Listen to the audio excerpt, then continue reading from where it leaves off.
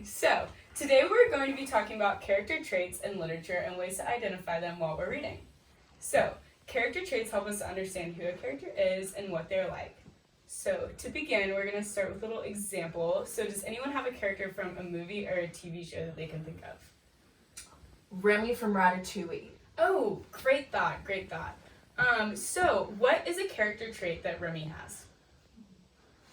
He's ambitious. Oh, yes, exactly. So, how can you tell that Remy is ambitious? Oh, I know this one.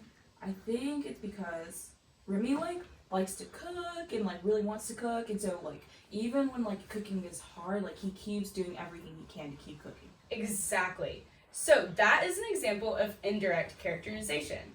So characterization is the way that we identify character traits.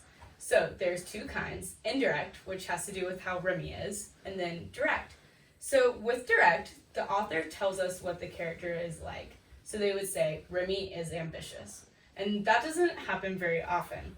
Usually it's more of an indirect method of characterization, which there's three ways that characters are indirectly characterized. So the first is action, and this is going to happen alone or with other characters, dialogue, and thoughts. So we're about to do a little exercise that's kind of this chant that I've come up with to learn about indirect characterization. So will you guys stand up with me?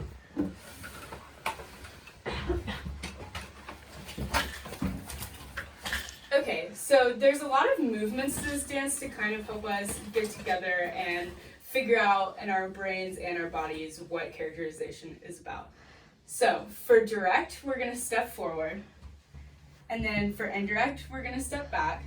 So I'm going to say direct is telling, we're going to step forward.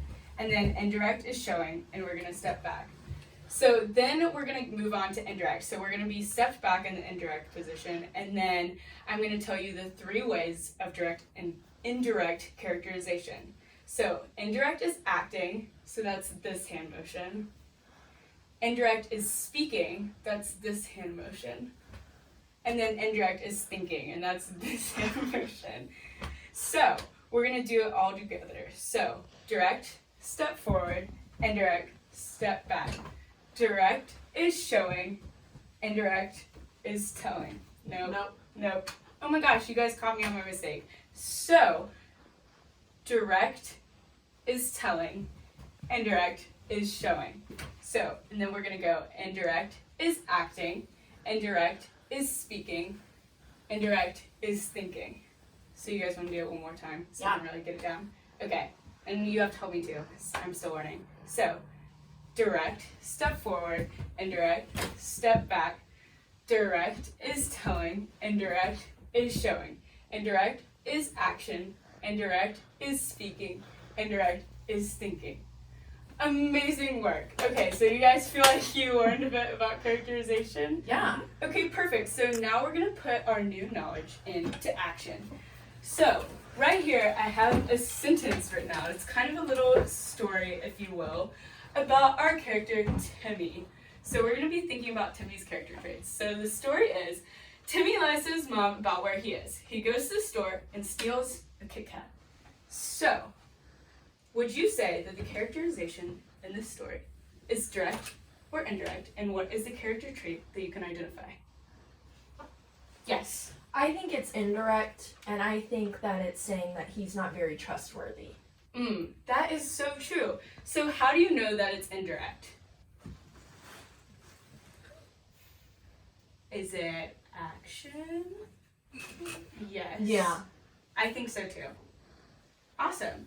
So, do you think that as the story goes on, there's potential for the character traits to change?